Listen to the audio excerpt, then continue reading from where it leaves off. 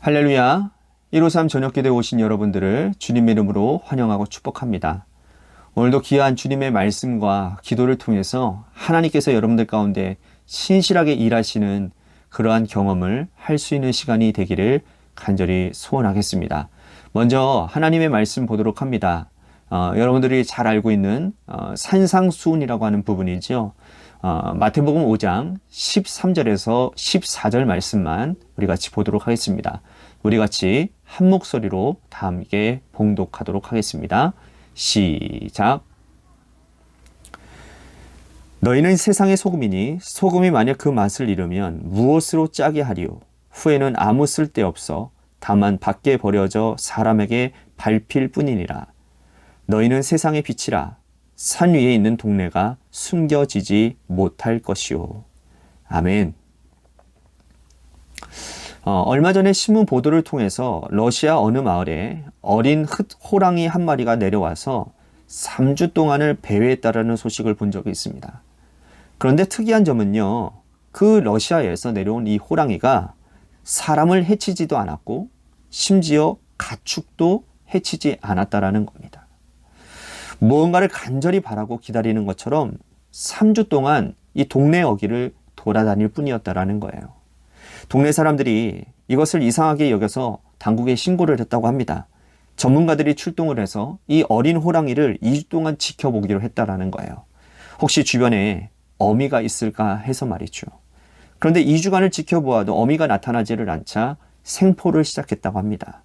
그런데 생포를 할 것도 없이 이 어린 호랑이가 순순히 잡히더라는 거예요. 이송되는 중에도 거의 저항을 하지 않는다라는 겁니다.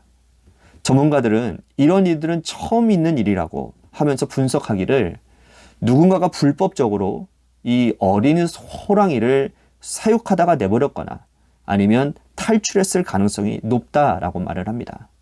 어찌되었거나 이 어린 호랑이는 야생동물로서의 정체성을 잃어버린 것이죠.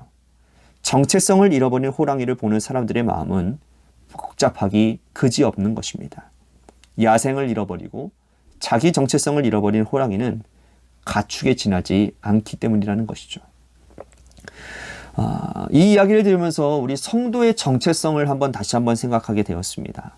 성도의 정체성은 우리가 살고 있는 이 악하고 험한 세상을 살아가는데 방향이 되고 지침이 되는 것입니다. 무척 중요한 것이죠. 이 정체성을 제대로 붙들고 인식하고 가지고 살아가느냐, 그렇지 않느냐에 따라서 하나님의 뜻과 하나님의 의지가 드러나느냐, 드러나지 않느냐가 결정되기 때문입니다. 오늘 우리가 읽은 말씀은 성도의 정체성에 대한 말씀이고요. 또 성도의 올바른 정체성을 가지고 살아가는 자는 이렇게 살아야 된다라고 예수님께서 산상수훈 말씀을 통해서 말씀하고 계십니다. 산상수훈의 첫 번째 장인 5장은 바로 성도의 정체성과 그에 합당한 성도의 삶을 잘 말씀해주고 있는 것이죠. 자, 우리들이 읽었던 말씀이죠. 13절 말씀 다시 함께 보겠습니다. 너희는 세상의 소금이니 소금이 만약 그 맛을 잃으면 무엇으로 짜게 하리요? 후에는 아무 쓸데없어 다만 밖에 버려져 사람에게 밟힐 뿐이라. 성도의 정체성, 그 첫 번째로 세상의 소금이라고 말씀합니다. 소금은 세상의 부패를 방지하는 것이고 또한 공동체의 맛을 내는 역할을 하죠. 바로 성도란 이런 존재라는 것입니다. 여기서 중요한 것은 소금이 가만히 있어서는 맛을 낼 수 없고 부패를 방지할 수 없다라는 겁니다. 소금은 녹아야 된다라는 거예요. 그러므로 성도는 자기가 속한 공동체에 자신을 온전히 녹여서 자신을 없애가면서 공동체의 부패를 타락한 일을 방지하는 역할을 해야 되는 것이고, 동시에 성도는 맛을 내는 역할을 감당해내야 된다라는 것입니다. 그런데 사람들은 자기가 녹여지기를 너무나도 싫어합니다. 될 수 있는 대로 오랫동안 살아남고 가능한 한 오랫동안 자기 자신을 사람들에게 보여주고 드러내기를 원하죠. 그렇게 해서는 녹여질 수 없고, 그렇게 해서는 부패를 방지할 수 없고, 그렇게 해서는 맛을 낼 수가 없습니다.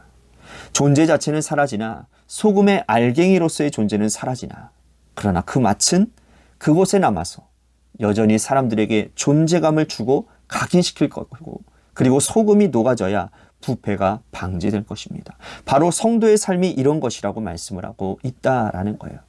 두 번째 성도의 정체성을 말하고 있습니다. 14절 말씀 보십시오.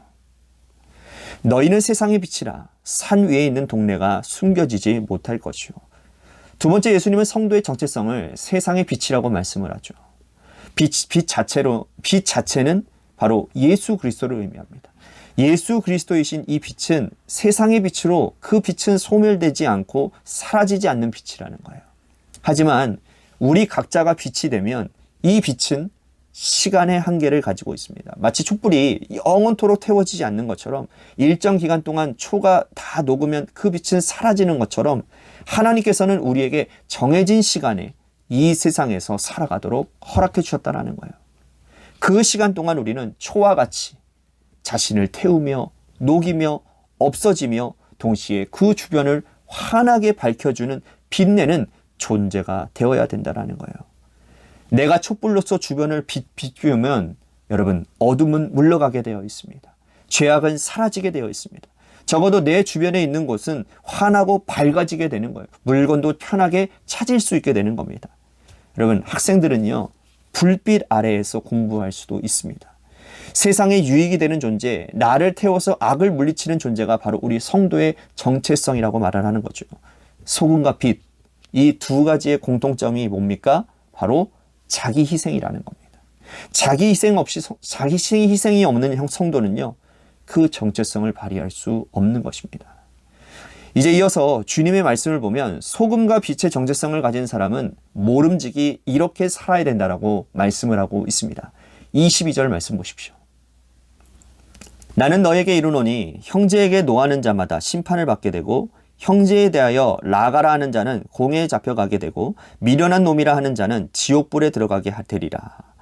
형제에 대하여 노하고 라가라 욕하고 하는 미련한 자라고 말하는 자들, 이러한 사람들은 성도의 정체성에 부합된 삶을 살지 못하는 자들이라는 거예요. 우리가 소금과 빛의 성도의 정체성을 분명히 가지고 살면 형제를 내 몸과 같이 사랑하는 삶을 살 수 있게 된다는 겁니다. 우리는 가끔 공동체 생활을 하다 보면 정말 내 생각에 있어서 답답한 사람들을 보게 됩니다. 그죠? 공동체 정신에 위배되어지는 행동을 하는 사람들을 만나게 되는 거예요. 행동이 그리고 또 생각이 굼뜬 사람들이 있지 않습니까? 그때마다 우리들의 마음속으로 그를 저주합니다. 또는 드러내지 않고 또는 드러내면서 그를 미워하기도 하죠. 입으로 그를 저주하고 욕하는 일도 서슴지 않습니다. 하지만 이러한 일은 성도의 정체성을 가진 자는 결코 해서는 안 될 일이라고 주님 말씀하시는 거예요. 오래 참고 기다려주라는 겁니다. 우리가 성도라면, 우리가 하나님의 소금과 빛의 역할을 부여받은 사람들이라면, 나와 생각이 달라 보이는 사람들이라 할지라도 그들을 품어주고 안아주고 이해해주고 기다려주는 사람, 그 사람이 바로 진정한 성도라고 말씀을 하고 있는 겁니다. 또한 성도의 정체성을 가진 사람은 이렇게 살아야 된다고 말씀을 하는데요. 28절 말씀 보십시오. 나는 너에게 이르노니 음욕을 품고 여자를 보는 자마다 마음에 이미 간음하였느니라. 즉 이성을 성적 대상으로만 바라보지 말라라고 말씀을 합니다. 남성은 여성을, 여성은 남성을 한 인격체로 존중해 줘야 되는 것이지 마음속에 음욕을 품고 상대방을 바라보는 것, 이거는 성도로서 해야 될 일이 아니라고 말을 합니다. 여러분, 참 무서운 일들이 일어났지 않았었습니까? 저는 나는 신이다 라고 하는 KBS에서 다큐